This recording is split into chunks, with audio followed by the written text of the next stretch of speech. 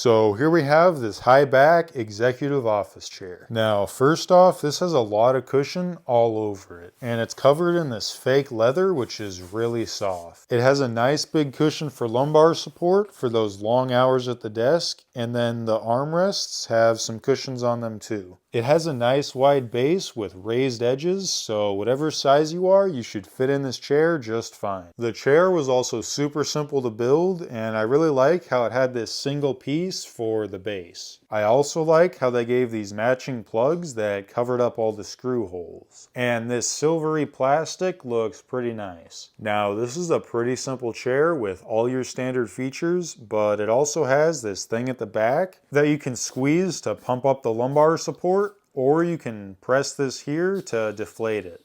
And that's really cool because that allows you to adjust it to your specific needs. As far as comfort, like I said before, it's super comfortable with all the padding. The armrests can also move out of the way if you don't want them. And then of course you can adjust the height. And the soft leather is really nice too. So yeah, overall it's pretty comfortable, and I definitely picked this for an office chair.